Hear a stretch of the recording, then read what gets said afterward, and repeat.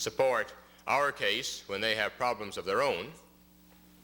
But the point indeed is that we must get the message across that our case is different. It's not just one more institution complaining about being short of money. To the extent that we succeed in doing that, we have good backing for it, because there are these official government documents from the governmental circles that indicate, that recognize that our case is different. So we do have some special factors in our favor in this matter. Yes. Dr. O'Brien, I have a small problem. You have very well described the situation, and I can agree with the solutions, but given the fact that you have led the management team of this university for so many years, and you have demonstrated that you could not close the gap, how do you think I could believe you when you say that you are going again? I believe that, but that you are going to succeed. Is it not an indication on the quality of the management team that we have? Or is it not a hint that perhaps we should make some changes? Another good question.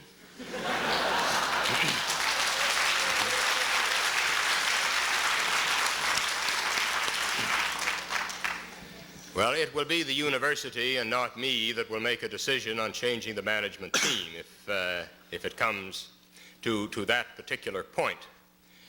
But as to what the record has been over the years, and indeed it has been a considerable number of years since I started representing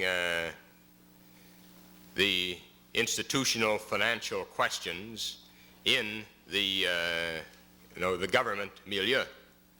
And I would say that this university has come a long distance in that time. We heard one of the earlier questioners describe the quality of the university and as a leading Canadian university, and I believe it is.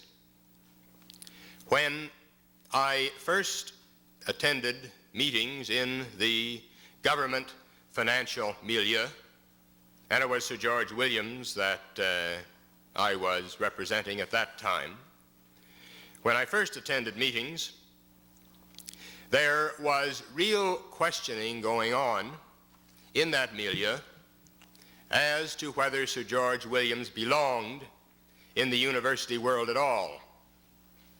If it wasn't sort of some kind of mistake that Sir George Williams was there. Now, this was a point of view based, I think, more on ignorance than anything else, but it was nevertheless a point of view. McGill University has existed from time immemorial and is a landmark that everyone knows.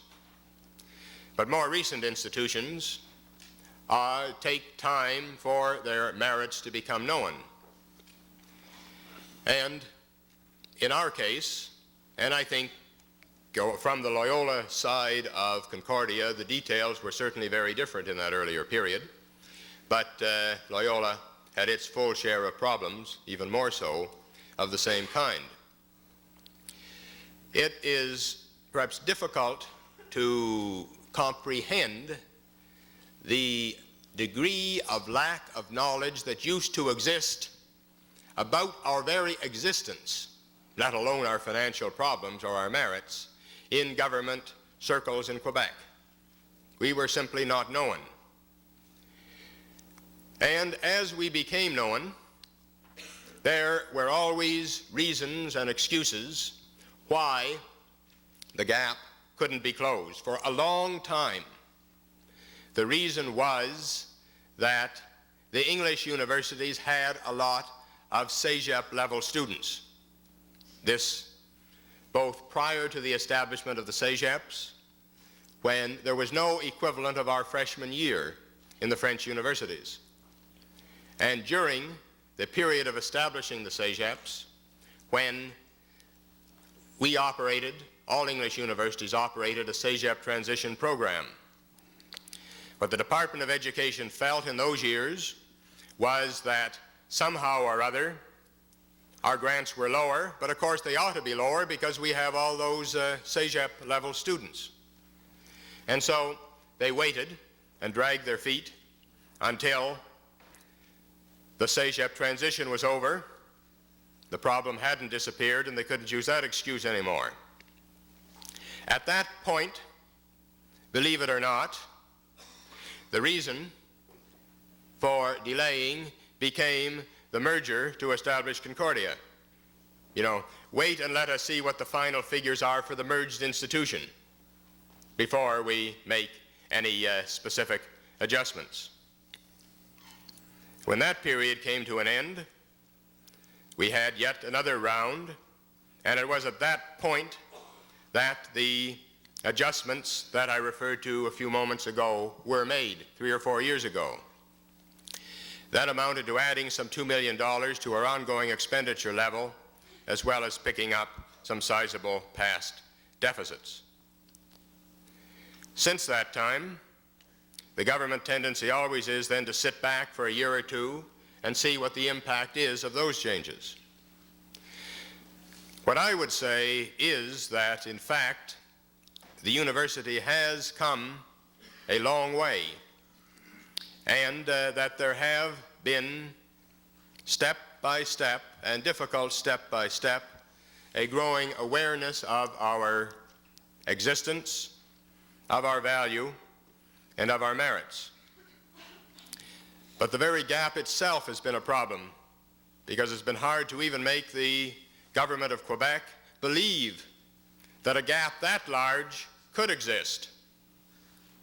A little gap, sure, you can understand it. A big gap, you close your mind to it, you look for other explanations for it. The fact that the Department of Education has become convinced that the gap is genuine and real, and I would say that the Department of Education has become convinced that the gap is inequitable. Of course, none of that helps very much. It's only money that does help. But your question really amounts to, have we been making any progress over the years on this matter? Or is it just a situation where there always has been a gap and there always will be a gap? I would say we have been making progress, and considerable progress, over the years, but it has certainly been a slow and uphill struggle. But be that as it may, there is certainly no point in abandoning the struggle at this point, and this is what I believe we have to continue to do.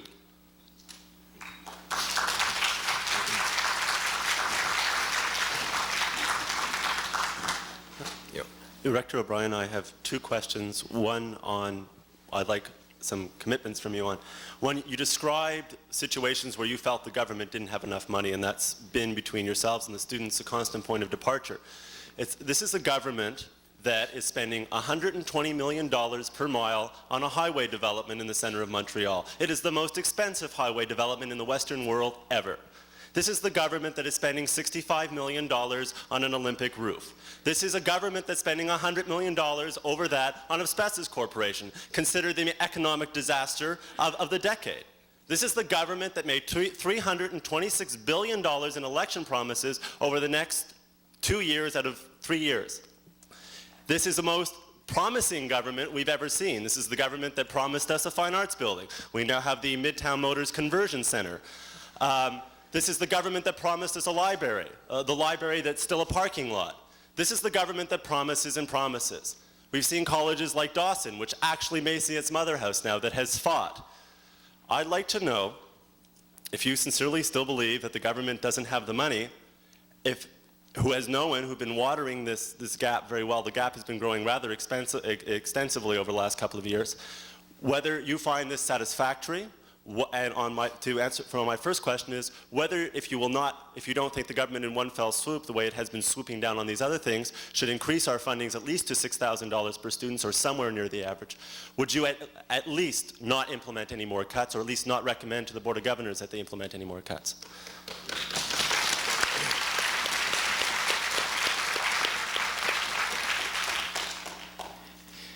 I think you present the governmental situation from a particular angle that is maybe different in wording from the way I would tend to word it, but it doesn't mean that you're wrong in what you say.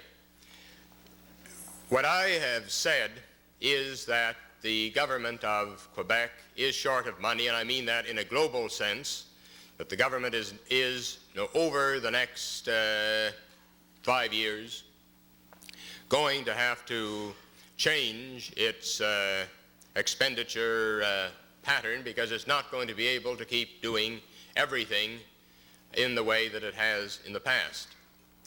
Now, the universities, and us among them, I think certainly maintain that the government should spend more money on the universities and less money on the kinds of things that you were referring to if choices have to be made.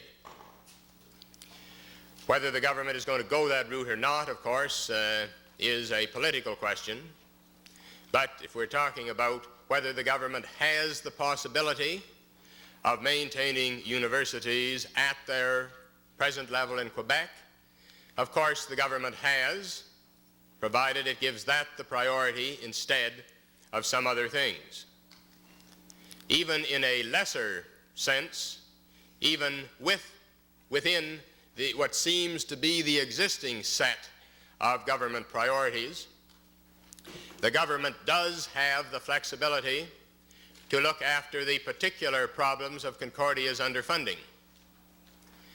And the position which I have today is that we are not proposing to make further cuts in services.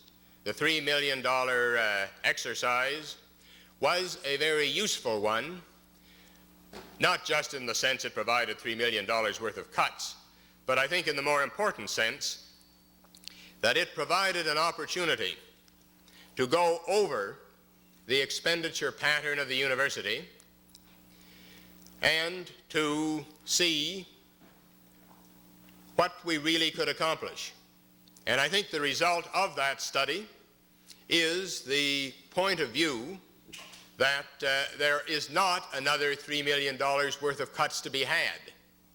We can't form another committee and set it loose to find $3 million worth of cuts without somehow being prepared to rip right into the basic structure of the university and make it almost unworkable in some respects. Okay, before I go to my second question, could you just answer yes or no? Would you implement a cut if it came down from the government? Would you recommend a further cut to the board? Your Vice Director of Administration and Finance has said that the envelope would contain a $4.85 million cut next year and a $5 million cut the year after. Would you or would you not recommend to the Board of Governors to implement this cut, or would you as Rector recommend to the Board that they refuse to make any further cuts? This belongs in the category of questions of what will you do if? And that's a category of questions where I will not on that or other similar things, such as what will the level of salaries be next year, which would be strange if somebody didn't ask sooner or later. This is not the kind of thing on which I will make that kind of commitment. I think we have to pursue these policies without trying to nail ourselves into absolute positions. And the trouble with taking absolute positions on the first point, which becomes relatively easy, is the absolute positions then get pushed farther and farther and farther until we find that we have made commitments on all kinds of things that reality doesn't allow. Okay, maybe I could just go to my second question and I'll try to get one more commitment. It's on regarding tuition fees. Right now in Quebec, as you know, it's been very popularized. 1 in 3 students looking for summer employment doesn't get it. This is the worst student unemployment we've ever had. Our marvelous provincial government has miscalculated our student aid program by $20 million. Students right now at this university, you talked about cut into service, went through a course change that animal feeding time at Granby Zoo looks more human. Has gone through the longest waiting registrations probably in Quebec, has a library that has 300,000 books on the shelf. We're 75% below government norms for library space. We have a support staff that might be getting a little bit fed up about losing 6% a year, and a faculty that would probably like to see a contract signed soon. Anyway, that all comes down to one thing. Where does the money come from? And the bounding about in Le Devoir and back and forth from our friends in Quebec City is the idea of tuition fee increases. Concordia has about the poorest student body in Canada. We have almost $5 million going into student aid. This university and this administration of this university has been traditionally an administration that has fought for the rights of poor students. From my estimations, about 44% of our students are in the lower economic strata.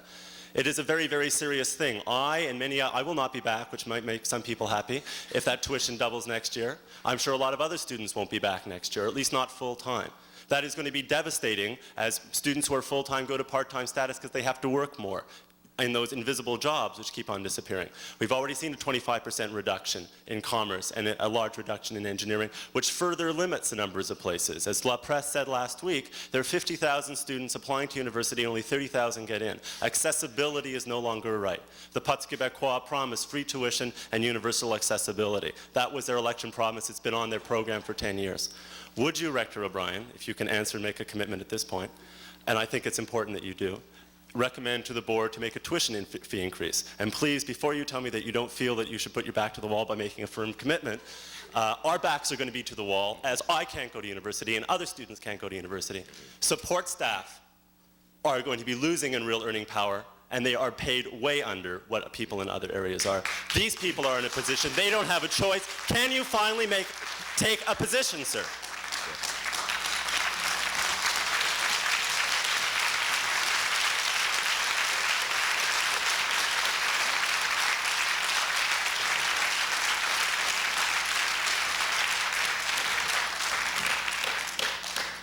I don't intend to recommend to the board that Concordia implement a tuition fee. That assurance, however, you'd better take in the context of how tuition fees are essentially determined in Quebec. In Quebec, many years ago, the government really took over tuition fees. It was a government decision that froze tuition fees at their present level a decade or more ago. If a tuition fee increase takes place, it will be because the government of Quebec changes its policy. We are beginning to hear rumors, that's all I'm hearing anyway, maybe some of you have firmer information on government intentions, but we're beginning to hear rumors that tuition fee increases may be in the works. If that is so, it's not going to come about because this university, or for that matter the universities in general, in my opinion, are going to propose or recommend that. It will come from the direction of the government. Over there. Yes, I come from the conversion annex over on Dorchester Street. 50% of our students, in the area of 50% of our students are Francophone in the Department of Fine Arts.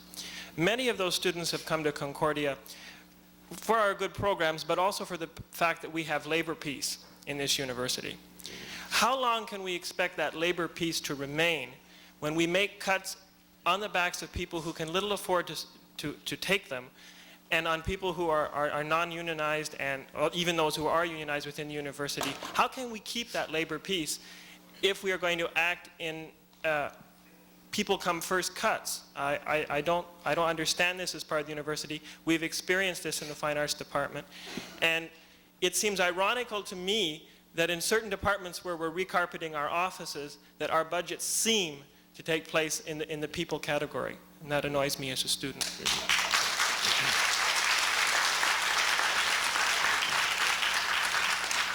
I am sure that in an institution this large and this complex, one will always be able to find some exception to any generalization that is made.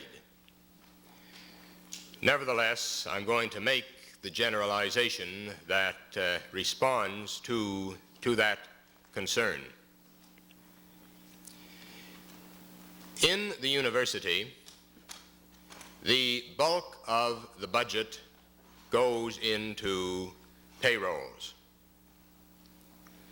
For the last several years, our policy has been to protect payrolls in preference to non-salary expenditures. Up until this point,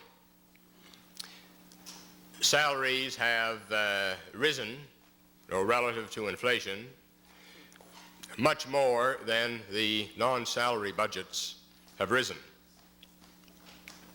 Since the question is put in terms of how long can we maintain labor peace in these circumstances, the question is obviously put from the vantage point that we have labor peace at this particular point. If so, I dare say that we have it because, in fact, the priority has been given to salary over non-salary items for several years. But with salaries looming as large as they do in the total budget, if we get into financial squeezes of the kind that are now on the horizon, there will certainly come a point where these squeezes will have to touch the overall salary items as well as touching non-salary items. The very fact that non-salary items have been squeezed as much as they already have been in this university means that there is very little further give in those items. Now, that is the generalization. I'm sure one will always find some specific non-salary item which can be cut and can be pared, and no doubt we will be open to that kind of thing. But as a generalization, we are coming into this kind of period. Now, what that means in terms of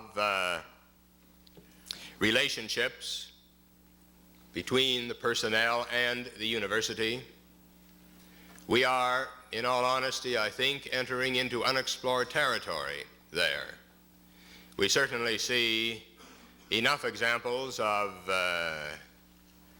unrest and labor problems in the world about us to quite rightly wonder on that score. But what actually happens here will be a function of our own decisions and attitudes as much as it will be the result of the importation of outside attitudes. But I think we will succeed in having reasonable relationships, which doesn't mean always smooth relationships, only if we do recognize that in the fundamental background of these problems is the fact that the squeeze in greater or lesser degree will be on the university, and that so much of our budget goes in salaries that there will undoubtedly be some impact. Before I get on to my question, I think I'm going to start out by sounding Pollyanna-ish, as is appropriate with the first half of that. I'd like to maintain a statement that I made in this hall 2 years ago, and that was that with you we had a $3 million deficit, but without you we might not have a university.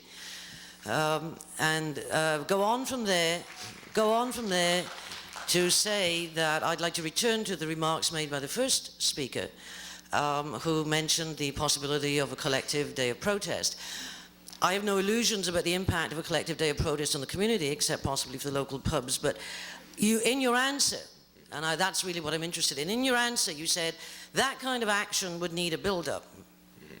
Now I'm sure that you do have a strategy and that this open meeting is the opening salvo in your strategy of negotiation with the government, since you're holding a press conference and inviting us to go out and spread the bad tidings with figures in hand.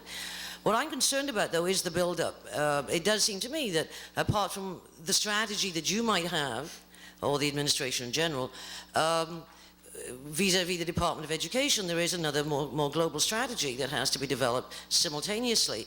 And that would involve the public as a whole, and that would involve the kind of condemnation of political, of the provincial government policy that Glenn was discussing just now, and making that known to the public at large and so forth and so on.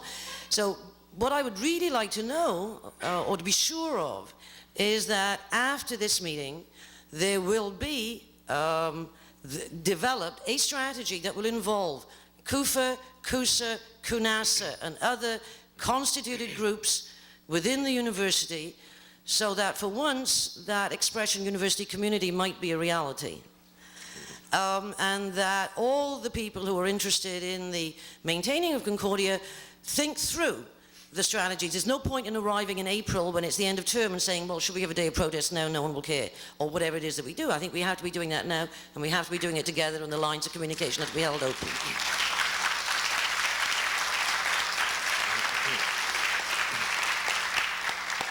I think that is really well put as a statement of what we should be doing. We do have a strategy committee bringing together people from the various groups that you mentioned. This meeting today no doubt arose from a number of sources, but amongst them was the proposal of that group that it was appropriate that there be such a meeting as this. And I think I can assure you that that group will continue meeting, and the strategy will evolve as it's affected. Now, I think because of the time, as I see it, we'll have time for one further question from each of the microphones. Okay. First of all, I'd like to start with a statement, and that is that CUFA, the Faculty Association, certainly supports the administration in its quest for a just financial share of the Quebec post-secondary education budget. The question is, how do we do it? If you want a recipe for labor peace, which we just talked about in the last two speakers, then more peace will occur when we have more faculty and staff involved in the decision-making. We hope that will increase in the next coming few months and years even. But the point I'd like to make is that something I didn't hear throughout the whole presentation. It's true that we have 61% of the admissible expenses allowed for our students. It's true that our service is second to none. Who then has been paying the price of all this? And I think you must stress to the powers that be that since the salary budget is the largest budget in the university, it has been the faculty who have the largest share of the salary budget. It has been the faculty who have been bearing the burden of this. They not only have had lower salaries than the Quebec average, but also they've been forced to teach at a 50% higher rate, longer hours than the Quebec average. This high teaching load, on top of the research that is done and the good things that come out of that, has to be stressed. We are already strained as professors in teaching this long hours compared to the average. We do other things, and the public must be aware that we're certainly not just spending 9 hours teaching in the university. We have other events to do, and I think that must be stressed. In the next 4 weeks, I expect that the public awareness of the plight of the universities will be high on the agenda of the media and will be in presentations in the paper and the TV. It's going to be very hard for Concordia to be heard above this din. All the universities are going to be screaming. Concordia will be screaming for the general cuts, but also for its own share. And my suggestion then is, how do we make sure, in particular, the English media, we've already had some excellent coverage in Le Devoir, and to a certain extent in the Gazette, but we need increased coverage about Concordia's share, and not in the overall plight. So I would leave you with the fact that the faculty have been subsidizing the education in this university so far over the last 10 years. And the faculty, through negotiating a collective agreement, is about to achieve the comparable standards, the comparable workloads, the comparable salaries, the comparable fringe benefits of the other Quebec university professors. The government, you must impress upon the government that it must honor collective agreements in the same way as it honors them in other universities in Quebec. Thank you. Yes. We've heard a good deal about the famous $3 million that have been cut off the budget, and also about your statement that the university policy has always been to protect salaries. I would like to know just what percentage of that $3 million has come out of our pockets as faculty and staff, because we have been budgeted for salary increases that are ridiculous, half of inflation. And I would also like to have this meeting voice finally its outrage that the government has put us in this position where we are all paying the bills out of our pockets, and that this university that is so underfunded, that they should expect us to do this. And I think that everybody should say right now that we are not going to continue to take this indefinitely. My pockets are a lot smaller than those of the government of Quebec, in spite of their severe financial distress. So how much of that $3 million came from our pockets? Because we didn't get raises that are at least cost of living or comparable with what other universities are giving. I'll have to answer it a little more broadly, because if I answer that in a narrow sense... it would look bad. If I answered in... Okay.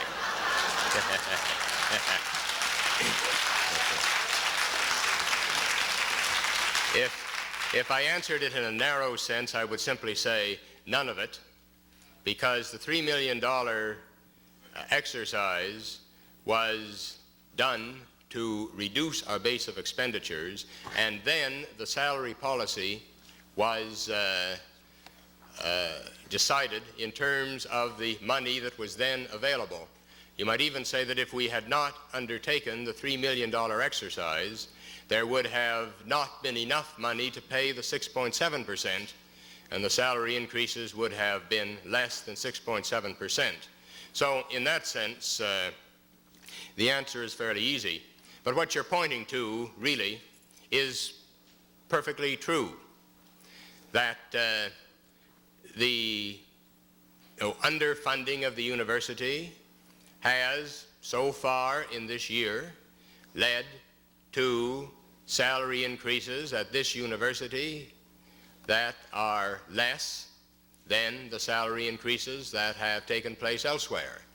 And that is coming out of the pockets of the individuals here, and they are, this was put very well for the faculty. Analogous things could be said about the staff, that the impact of the underfunding of the university is affecting individuals in their salaries, and in some cases, probably not in all, but in some cases, in a requirement to work harder than may be the case elsewhere. So how many $1 million would it cost the university to give us a decent salary raise, a cost of living? Can you give an estimate? Yeah, I can give you an estimate on that. In fact, somebody gave me a slide on that one. Good, good. Yeah. We all seem to be on the slide these days. Okay. The answer, quite simply, is $3.5 million. If we were to go to the Parizeau formula from the money we have now, it would increase our deficit by $3.5 million. And that would be the salary. So there's the figure that you asked for. That's what I want. Okay, well, you cannot keep taking that kind of money away from us, and I think this meeting should say so loud. All the press seems to be here, and let's...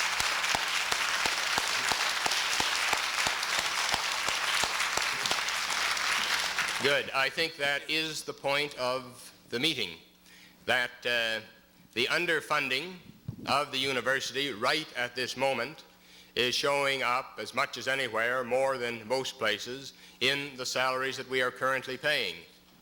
And the requirement that we state to the Department of Education to adjust our financial position is because we need that money to pay salaries which are comparable to the salaries which are being paid elsewhere. So it's now 1:30, and I thank you very much for coming.